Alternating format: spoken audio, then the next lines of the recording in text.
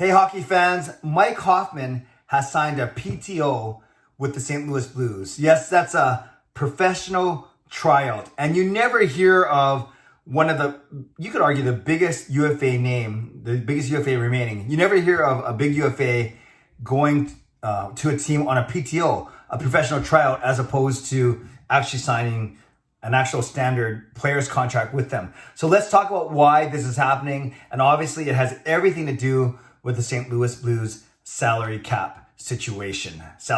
So let's talk about Mike Hoffman first. I just said that he's probably the biggest UFA out there right now. You look, he has 59 points in 69 games last year. Before that, he had 70 points in 82 games, both with Florida. So that's a 0.85, 0.86 points per game pace, which is obviously really, really good. Then before that in Ottawa, he had seasons of 48, 59, 61, and 56 games. Points, always playing between 74 to 82 games a season. So he's reliable. He plays in at least 75 games a year.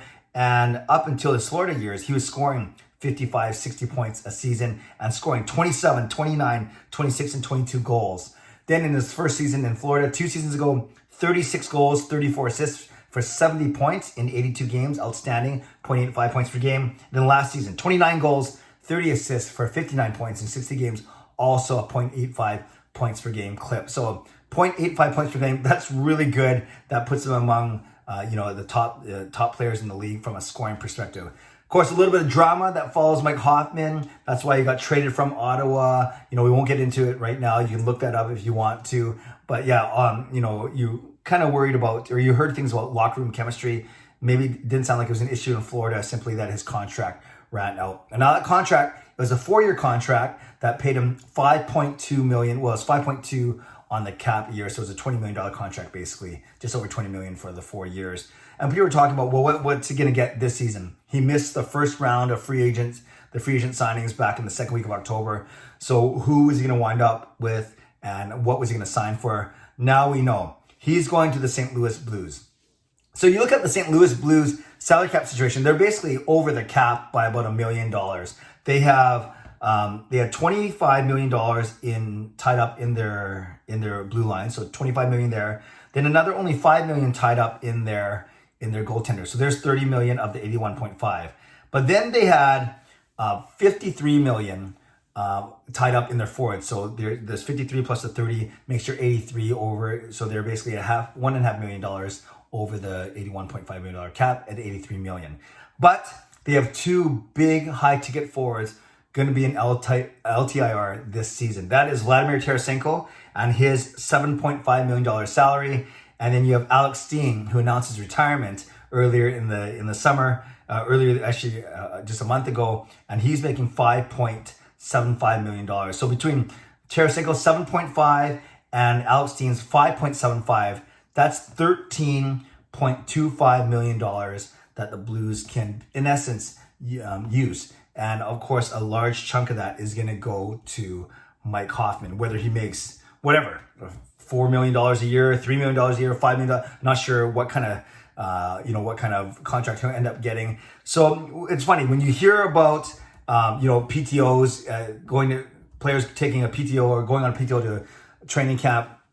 And by the way, Craig Anderson, the longtime goaltender of the Ottawa Senators, he's going to go to a PTO with the Washington Capitals. That situation's a lot different, obviously. Henrik Lundqvist not able to play for the Capitals this year because of his heart condition. That's a little different. It's not a lock that Craig Anderson is going to make the Washington Capitals, although, he'll probably have a good chance. Whereas Alex Steen, I'm going to talk about him. Whereas Mike Hoffman, pretty much guaranteed he's going to make the St. Louis Blues. Pretty much guaranteed they're going to be looking for, a really good player like him, to fill a winger to fill in the spot left by both Tarasenko and Steen. So not only will the Blues need him on the ice to fill a top 6 role, but they have the money to do so. Like I said, $13 million to basically play with. Tarasenko's 7.5 and Steen's 5.5. So that's that's a lot of money, and that's why when you think about it that way, it makes sense that he's being signed to a PTO. So likely the Blues haven't figured out all their cap management yet. By not signing Hoffman to a contract today, they're not on the hook for anything right now when it comes to Hoffman. Have him come to camp. He'll obviously make the team. And then after camp, then you can actually sign him to a contract. So you don't have to worry about it until the start of January or a week into January, as opposed to today on December 27th when you actually announce that you're bringing him in on a PTO. So, a nice piece of work by St. Louis. It wasn't like rocket science, but we don't see this a lot. I think we were all shocked when we saw the tweet saying that Mike Hoffman was signed to PTO by the Blues. But when you look at their salary cap, you look at the LTIR, you look at their situations with Tarasenko and Alex Steen's retirement, it certainly makes a lot of sense. And the Blues, all you have to do is be salary compliant, cap compliant at the start of the season, and the Blues will have every opportunity to do so. So, hockey fans, let me know what you think about this. Does this surprise you? Did this come out of left field for you? Had you heard any inklings of a connection between Hoffman and the Blues?